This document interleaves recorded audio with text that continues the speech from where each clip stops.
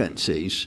Would this bill do anything to expand the number of available beds at any of our state psychiatric hospitals, for example?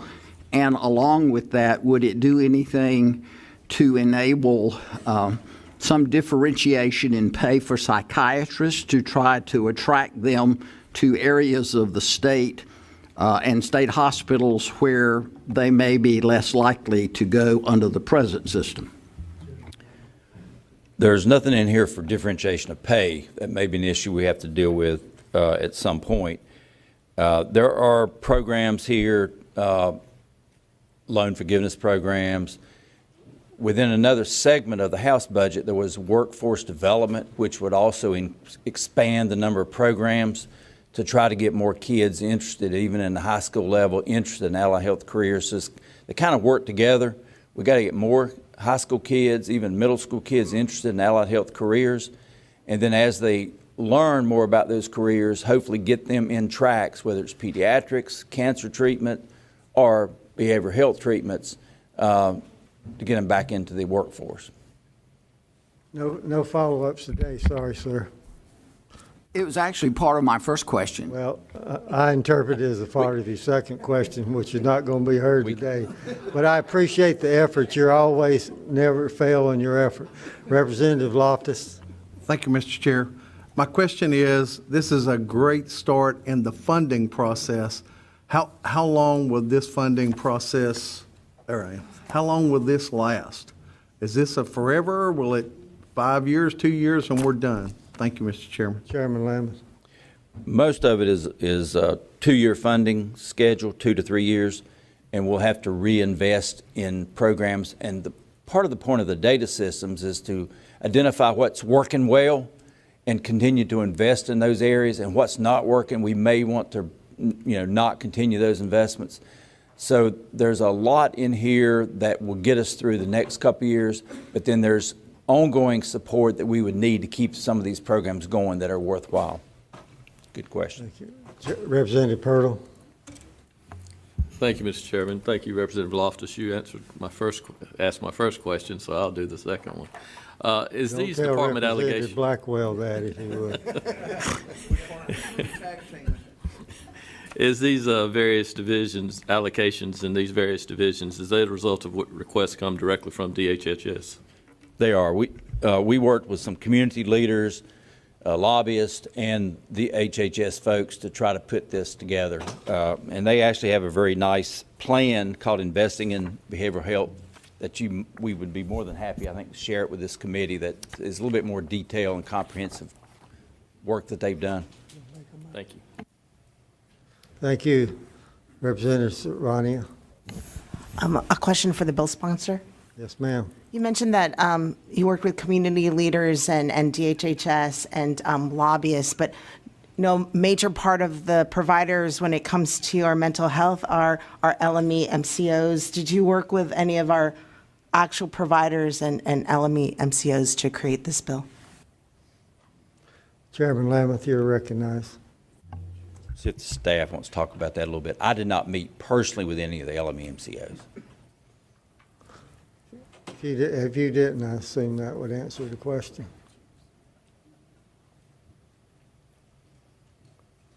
Good morning, Carrie Brown, Chief Psychiatrist, DHHS.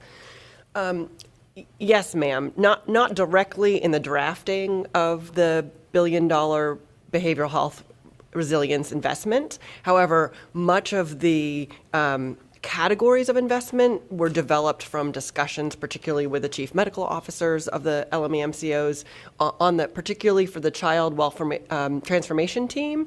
We had a broad group of stakeholders, including providers as well as the LME MCOs, that developed the plan. Thank you, Chairman Baker. A motion when appropriate. I believe it's the appropriate time.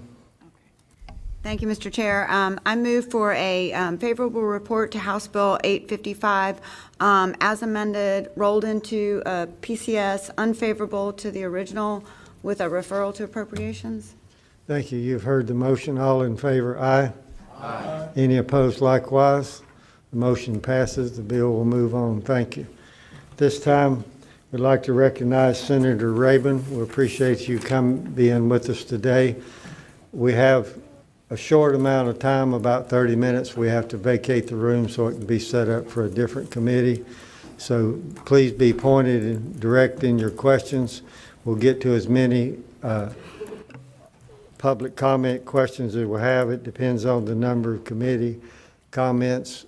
We'll maintain the integrity and decorum of the committee. There'll be no choosing sides and no clapping.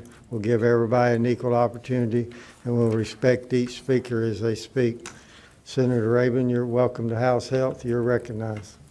Thank you, Representative Potts, and thank you, members of the committee, for allowing me to present Senate Bill 3 today.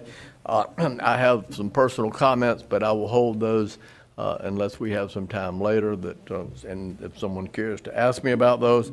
I will go through the bill and explain it, and then hopefully we can entertain and answer any questions that the members of the committee may have. Thank you. Every time I present this bill, I read from the text of the actual legislation because I think it's important for people to understand what this bill does and what this bill does not do. The article is intended to make only those changes to existing North Carolina law that are necessary to protect patients and their physicians or doctors from criminal penalties. It is not intended to change current civil criminal laws governing the use of cannabis for non-medical purposes. That's the gist of the bill. That one paragraph is the entire bill. The rest of the bill simply is enabling this to happen. The purpose of the bill is to allow tightly regulated use of medical cannabis only for those with debilitating illnesses. The bill limits the use of medical cannabis to people certified by their doctor to having debilitating conditions such as cancer, ALS, epilepsy, Crohn's disease, Parkinson's disease, PTSD, or a terminal illness. The terminal illness part is very critical. The recreational sale of marijuana remains illegal under this legislation. The bill sets up a licensing and regulatory authority under DHHS to limit the production and sale of medical cannabis to no more than 10 suppliers in the entire state. Those suppliers must meet strict requirements of how to locate and operate their facilities, how to grow their cannabis, how to package and sell their inventory, and they must track every product from seed to sale. Products must be independently tested for safety, and suppliers are banned from most forms of advertising, including advertising that might appeal to minors.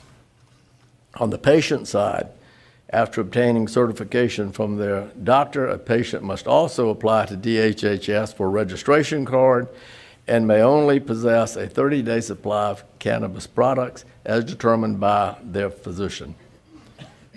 We have accepted significant input from law enforcement on the bill, and law enforcement will have access to numerous records and databases necessary to verify that patients are eligible and that suppliers are in compliance with provisions of the bill. Both production facilities and cannabis centers are also subject to random searches by law enforcement and DHHS. The system is designed to be self-funded and should not require recurring appropriations. Senator Lee and Senator Lowe are here to answer technical questions, but that, Mr. Chairman, is the heart of the bill in a nutshell. Thank you, Senator Rabin. Questions from the chair? Questions from the committee? Representative Cunningham, you're recognized. Thank you, Mr. Chair. Thank you, Senator Rabin. Two items, the application fee, the licensing fee, and you said a registration. Can we have those identified, if those exist, and what they would be? Senator Rabin, you're recognized. Senator Lee. They are spelled out in the bill, but yes, ma'am, we will. On page 13 of the bill, I think first-year suppliers have a non-refundable license fee of $50,000. There's also an application fee. There's also a renewal fee on an annual basis of $10,000, $5,000 for a new production facility, $1,000 for each existing facility or medical cannabis center they operate. All this can be found on page 13. Follow-up, Mr. Chair. The application fee, thank you. Sorry, we're not going to do follow-ups. Representative Reeder. Question for you. In the debilitating conditions that are listed on page 2, there's a number of them that are listed there. And I'm wondering about the definition of debilitating condition. In particular, one of them, just positive status for HIV.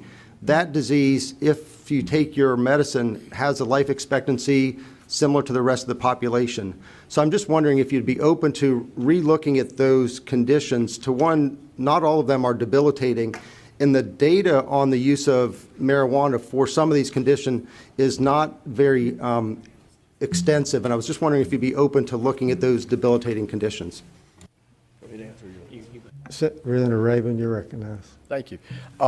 Representative Reeder, Dr. Reeder, yes, we are open to any suggestions from you or the medical society, and we have had input actually from the medical society on this, on that particular issue.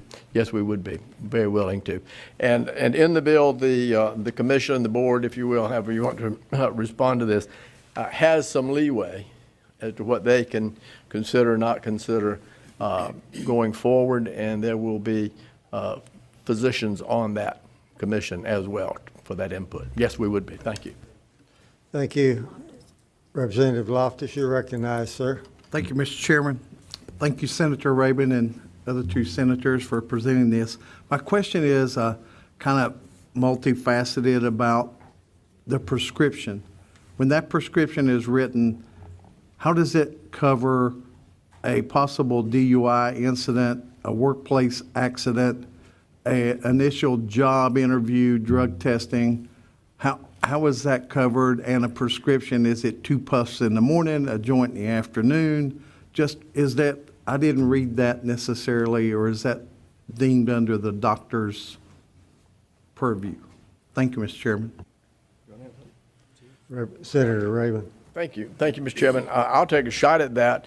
This would be no different than if that person were taking Oxycontin or any other drug possibly that was prescribed by a physician for whatever reason they may be taking it. And the label itself will have on it what is necessary, just as any other controlled substance or tightly regulated substance would have.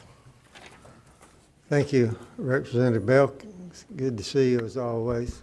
Thank you, Mr. Chair. It's good to be seen. Thank you, Senator Rabin. I have a question about with the licensing and with who can apply for these licenses.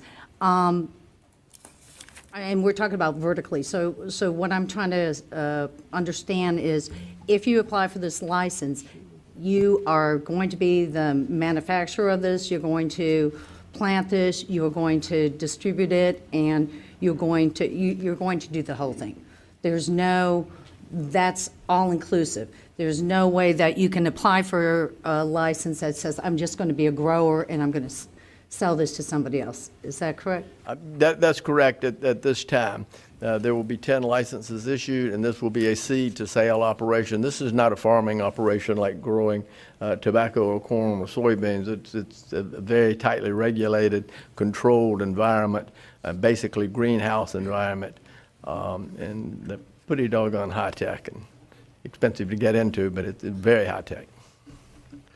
Thank you. Any other committee? Representative Pirtle. Thank you, Mr. Chairman. Senator Rabin, your list of debilitating medical conditions, exhausted as it may be, is about 15, I think, listed on there. And you and I have had a side conversation. How was this list of 15 determined? And I mean, I know probably some of my other colleagues here have had constituents come through their offices with one or more of these listed conditions, but how did we limit ourselves to these 15 conditions? Thank you, Mr. Chairman. These were, as most of them are severely debilitating or terminal conditions, like ALS or like cancer, which I had and many other people have. And then others came to us from studying what other states had done. Utah, Mississippi, Florida, and what have you. We used those, and then we had a tremendous amount of input because PTSD was not originally on our list, and we had a tremendous amount of input from the veterans in the state, probably more than any other one thing, and that's how we came up with them. It was not just arbitrary. It was things that have at least anecdotally shown that cannabis may have some improvement in quality of life for individuals with those specific disorders or diseases. Thank you. Representative Sabania? Question for the bill sponsors. Yes, ma'am, you're recognized. I'm going to springboard from my colleagues' questions in terms of the involvement of our medical doctors. There's been a theme that we should really trust our doctors in making decisions when it comes to their patients. So I did not see in the bill an effort towards having our medical doctors or allied professionals be more robustly educated in how they can prescribe, and then leading off to the fact that from that, not limiting it to a list that was researched by people who are not healthcare professionals, but actually having medical doctors and healthcare professionals prescribe as any other drug would be in specific to the individual needs of their patients. Can you respond to those two things? You're recognized, Senator Raven. Thank you, Mr. Chairman. I'll let Senator Lee come in and follow up on that one. I think what you're getting at, the bill requires that any physician wishing to prescribe medical cannabis must take a 10-hour course in that, or continuing ed, and then every year they have to have 3 hours of continuing education just in cannabis. Does that answer your question?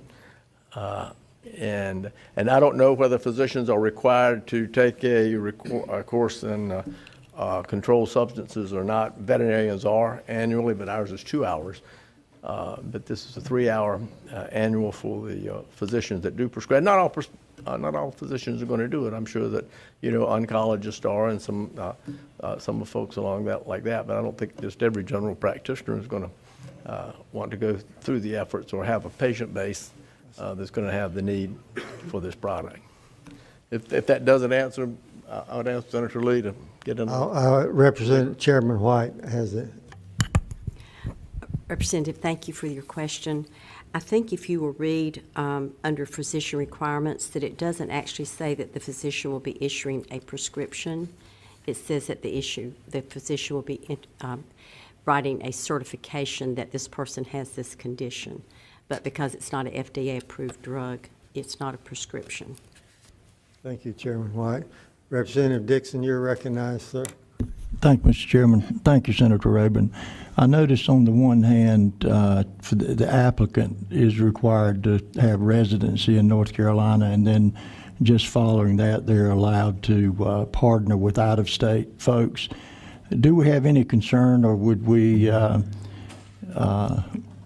be concerned at all about the enormous amount of out-of-state money by states far advanced than we are on these kinds of issues, with requiring residency to begin with and then allowing partnerships for out-of-state money to dominate? Thank you, Mr. Chairman. I think the point is one of the requirements for an application you can find on page 12, documenting, demonstrating the applicant possesses all kinds of experience with regard to controlled environment agriculture, and specifically with respect to cannabis. And so while we wanted to make sure that we had folks who are from North Carolina be involved in the process, we also acknowledged that the expertise may not always lie here, nor the resources to start a venture such as this. Thank you. Any other questions before I go to public comment? Chairman Lambeth.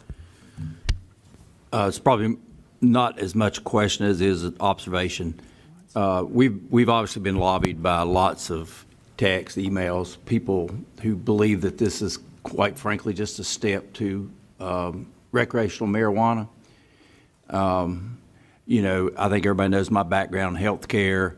Saw a lot of people over my term who suffered from cancer, other very difficult illnesses and diseases and lots of pains. I've actually had a number of those former patients reach out to me and ask me how was I going to vote on this issue. And I said, well, I'm learning. I'm doing my fact finding. And the ones who've gone through, as you have, Senator Rabin, very difficult illness or disease, who found this a way to relieve pain, have said to me, and these are ministers, these are family people, please help us, because we've been in such pain, we think that this will actually relieve us. So, because I've been in a fact-finding mode, I went with a group of legislators to Mississippi. There were probably, 15 of us. And we went and visited what Mississippi had done, setting this up in a very controlled environment. And that environment was in a large warehouse. As you mentioned, it was a series of greenhouses. There was strong regulation. There was strong security. We were given a very comprehensive review, and then we sat down with the Speaker of their house, Mississippi, and it made an impact on me because I was still on the fence, still trying to decide, and I've listened to a lot of people, and it seems like the biggest issue of those who are speaking against it simply relates to this is a step towards recreational marijuana, and I think we need to be able to answer that question.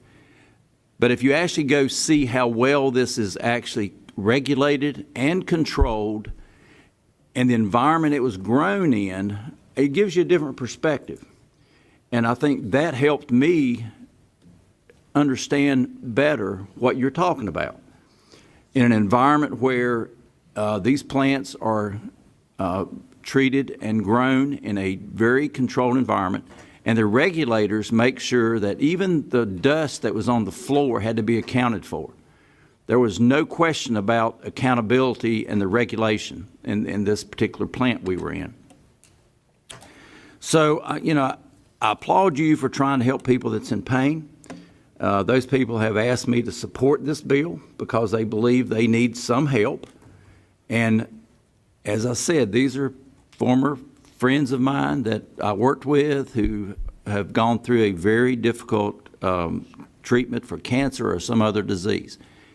So I appreciate you at least bringing this to us, and I think we all need to continue to learn more about it as we decide what we're going to do with this bill. Thank you, Chairman Lemon. Representative Wansey, I will remind you, if you would, keep your comments to 2 minutes or less. Thank you, Mr. Chair. Question for the bill sponsor. Yes, sir, you're recognized. So I just had a clarifying question. There are two boards that are described in the proposed acts that have a role in helping to administer the changes. Just wanted to clarify, but are there term limits on the members of the Compassionate Use Advisory Board and on the members of the Medical Cannabis Production Commission? Senator Rabin, Senator Lee. Can we ask staff if they You would? certainly can. You can inquire the staff. Jessica Boney, Legislative Analysis. Yes, sir. So let me just find it in, okay, so if you turn to page 10, starting on line 3, these are the terms for the members of the Medical Cannabis Production Commission, and they shall serve terms of 4 years, beginning effective July 1 of the year of appointment. And then let me just look up for the Medical Commission. Okay, for the Compassionate Use Advisory Board, if you turn to page 5, line 3, they shall also serve 4-year terms. Thank you, Mr. Chair. Thank you, Ms. Boney. Representative Chesser. Thank you, Mr. Chair, and thank you, Senator Rabin, for your support and your willingness to work with others. You welcomed me into his office to discuss this bill as a freshman, and I appreciate it. My personal account with this and passion for it is well known in this committee, and I appreciate the members trusting me to lead on other bills in this vein. I support this bill as well. You guys know, particularly in the veteran community, we have now lost more veterans to suicide than we lost in the last 2 wars we fought. So this is a personal issue for me, and I was wondering, Senator Rabin, if you might share your personal testimony with this committee. Thank you. You may do that if you can do it in the allotted time. I'm sure you're skillful enough to do that. Thank you. Thank you. If I get carried away, Mr. Chairman, just give me the high sign, if you would. Thank you very much. You know, as some of you may or may not know, I'm a cancer survivor. I was diagnosed with stage 3 colon cancer at 48 years of age. Post-op, when I met my oncologist, the first words out of his mouth was, "I want to tell you that my name is," and patted me on the knee and said, "It's okay to die." That was the bedside manner. But he's a good man, and I love him to this day, and he saved my life. 3 months into my chemotherapy, he had told me back up once, he said, the way things looked to me at my first oncology visit was, you have 18 months to live, I'll make most of them good.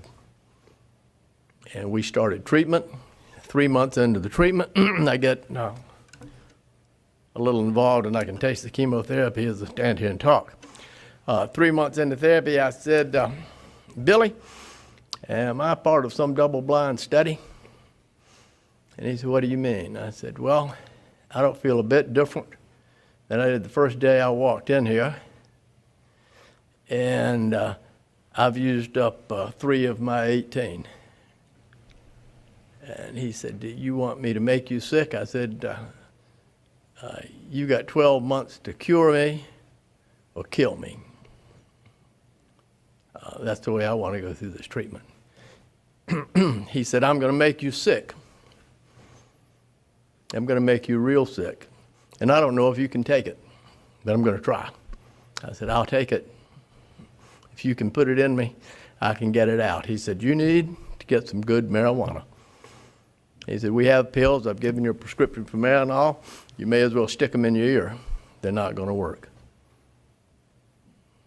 And I said, "I don't use drugs. I have a license to buy and sell controlled substances. This can be a problem." He said, "If you want to live, you better do this.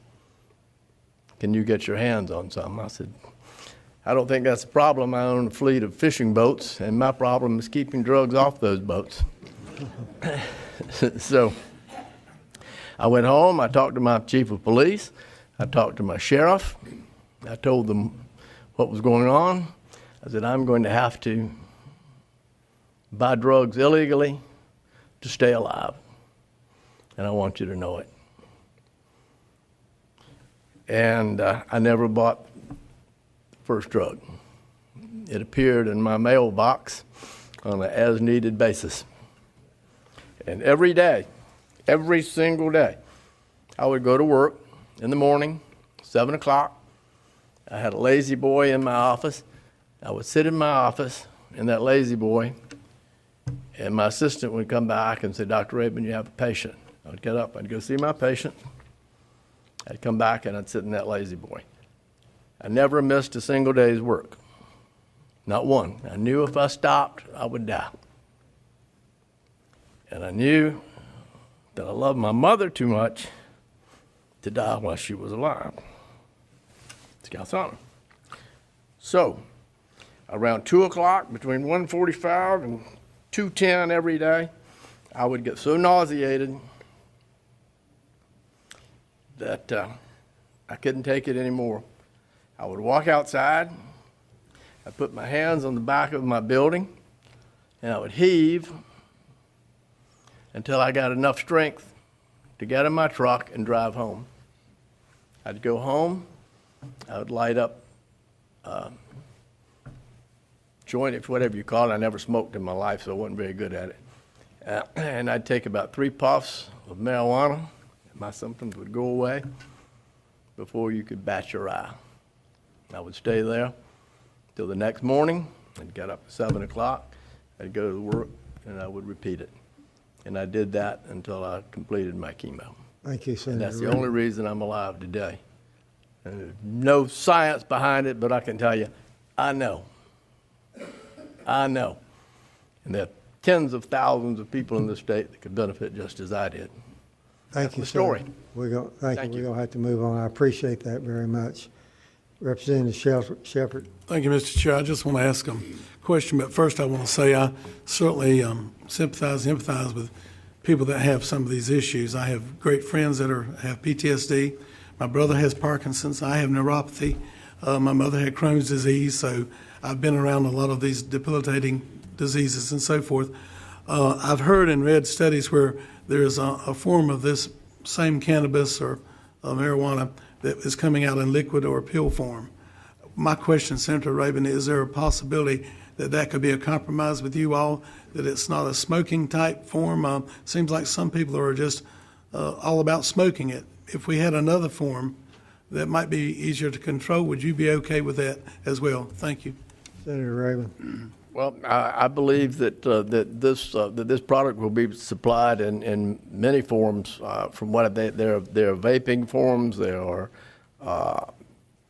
some tar forms that are smoked and inhaled. There are gummies. I think there are a myriad of different ways that it will be that it will be used through the product, and then smoking would just be one of them, and probably would fall by the wayside pretty quickly as research got forward and what have you. Thank you. I'm going to try to get to at least one or two people who signed up. David Evans, NCALM. If you could limit your comments, come to the mic. How many minutes do I have? You have 2. Great, I'll be fast. If you would go to the mic, we'd all like to hear you in the back. That way, if the sergeant at arms can flip the switch, if you go over and you'll disappear into the floor. Tell them that. That's what their job is, they're to tell them where they need to go. They're going to speak. Please try to stay within your time frame so we can get others to speak. Yeah, I'm with North Carolinians Against Legalizing Marijuana. I've been involved in a number of these fights nationally on the state level. Every sponsor of every medical marijuana bill says the same thing. This is a really tough bill, and it will not lead to legalization, and it will not lead to abuses. And in every single instance, they have been absolutely 100% wrong. As long as we're talking about cancer stories, I've had cancer 3 times. I've had 3 different types of cancer. I've had surgery twice, radiation and chemotherapy. So I certainly sympathize with anybody with a serious illness. We do not decide medicine in the United States by anecdote or by stories. We decide it based on science. I'm going to ask you to exercise some humility. You are not the FDA. You are not qualified to be making this decision based on anecdotal stories, because every decision that you make is going to affect thousands of people with serious illnesses. Have the sponsors of this bill told you that there are many negative aspects to using marijuana and prescription medications? We've provided you with that information. All of these conditions have very weak evidence that marijuana may be helpful. There's also the placebo effect. I smoked pot in college, and I guarantee you I felt better. That doesn't mean that I was getting better. As far as going to legalization of marijuana, this bill is structured towards that end. That cannabis use board will be appointed by Governor Cooper, who is very much in favor of legalizing marijuana. They will have a 4-year term, and they will be able to add conditions or add treatments to this without your consent. That's what you're going to be agreeing to. And it does ultimately lead to legalization. That's what the experience has been in other states. We have a ton of medical information about all these conditions. I'll be happy to give them to anybody who asks. Thank you. Thank you. Elizabeth Page. If you would state your name for the record. And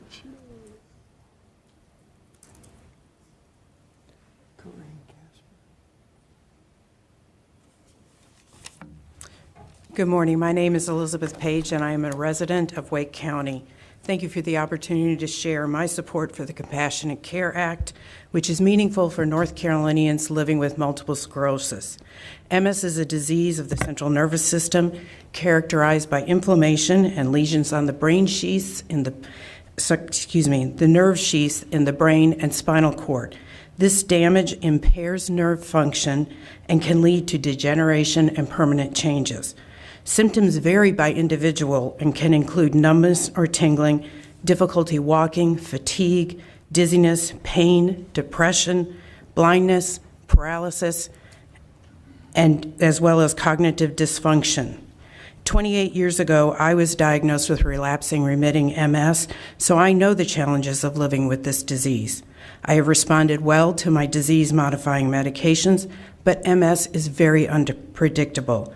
I may face future battles with spasticity, pain, and bladder function. I've trusted the National MS Society for years. The Society encourages states to standardize distribution methods, support advancing research, and facilitate access to non-smokable forms of medical cannabis for individuals living with MS. They do not support legalization for recreational use. I want to tell you about my friend Ginny, who lives with MS in Cary. She could not be here today, but she's visited with some of you previously. Over the past 36 years, she has endured many difficult MS symptoms. At times, Jenny's worst symptom is unrelenting pain. Disease-modifying drugs have slowed the progression of her MS, but traditional medications have failed her with her pain and spasticity. Pain is exhausting. Cannabis can be a tool in the doctor's toolbox to help individuals like Ginny. She needs you to act this session so she can live her best life in North Carolina with her family. Thank you. Thank you. We have one more, and then Senator Rabin, I know you wanted to respond. I'll give you the opportunity for the last word, if that's okay. Later. Yes. The last one to speak will be Corrine Casper. If you would come to the mic and state your name. We'd like to have more time. We're not going to vote on this bill. Unfortunately, we're only allocated the 50 minutes, and it's going to require more time, so I'm sure we'll be discussing this again. Ms. Casper, you're recognized to speak, and you have 2 minutes. Ladies and gentlemen, my name is Corrine Gasper, and I'm here today to tell you my story. My daughter, Jennifer, was an amazing woman. She was a wonderful student as she was growing up. All the teachers in her classrooms used to say it was a pleasure having her in the classroom. She grew up in high school to become an amazing athlete. She won a scholarship to college. She graduated with honors in college. She was Student of the Year. And my last picture of my daughter is as she was receiving that award. While she was in college, she decided to get a degree in intelligence and analysis research. She decided that she would like to fight illicit drugs when she got older. She did an internship with HIDA, and she received a reward from HIDA for outstanding contributions to the program. After she graduated, she was waiting for her dream job, but in the meantime, she took a job with a large corporation, a large international corporation. Jennifer knew Arabic and Spanish and could speak frequently.